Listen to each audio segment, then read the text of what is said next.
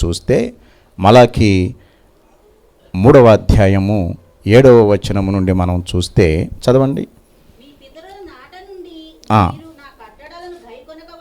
నేను చెబుతూనే ఉన్నాను, ఆ మాటను మీరు లక్ష్య పెట్టటం లేదయ్యా. ఇది ఇప్పటిది కాదు, మీ పితరుల నాటి నుండి ఇది జరుగుతూనే ఉంది. ఏంటి ఆ మాట?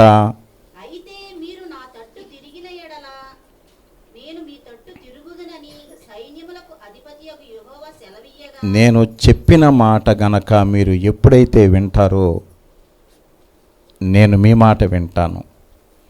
మీరు నా దగ్గరకు వస్తే నేను మీ దగ్గరకు వస్తాను. మీరు నా వైపు చూస్తే నేను మీ వైపు చూస్తాను. మీరు నాతో మాట్లాడితే నేను మీతో మాట్లాడతాను. కానీ మీరు పద్ధతులు పాటించటం లేదు, జాగ్రత్తగా ఉండటం లేదు.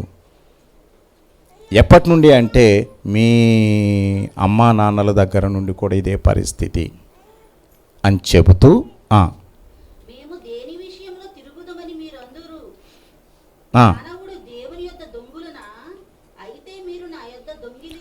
మీరు నేను ఇలా అంటా ఉంటే ఏ విషయం అయ్యా, ఏ విషయంలో మేము ఈ మాట వినలేదు అని అంటారు. ఒక్క మాట చెప్తున్నాను వినండి. మనిషి ఎప్పుడైనా దేవుని దగ్గర దొంగతనం చేయగలడా? మనిషి ఎప్పుడైనా దేవుని దగ్గర దొంగతనం చేస్తాడా, చేయగలడా? అయితే మీరు నా దగ్గర దొంగతనం చేస్తున్నారు. ఏంటి ఆ దొంగతనం అంటే, ఎందు విషయంలో మీరు దొంగతనము మేము చేశాము, ఏ విషయం చేశామయ్యా, ఎక్కడ చేసాం దొంగతనము అని మీరు అడిగితే 10వ భాగమును ప్రతిష్ఠత అర్పణమును ఇవ్వక మీరు అనని దేవుడు తన బిడ్డలైన వారికి ఆయన ఇచ్చినటువంటి వాగ్దానం ఏంటంటే, ఖచ్చితంగా నా సన్నిధికి మీరు వచ్చినప్పుడు మీరు నన్ను అడుగుతారు, సహాయం చేయండి, నాకు మీరు నన్ను ఆశీర్వదించండి, నా బిడ్డలను ఆశీర్వదించండి అని అడుగుతాం ఖచ్చితంగా ఎవరైనా సరే.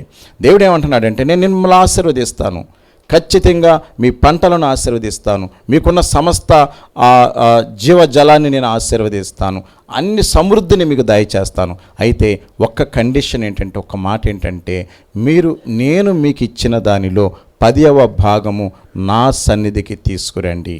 ఎందుకు ఈ 10వ భాగం నా సన్నిధికి తీసుకురావాలంటే, నా మందిరములో ఆహారం ఉండునట్లు.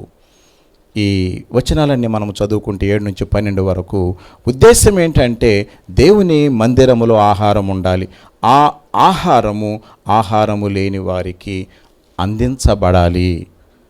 అవసరములో ఉన్న వారికి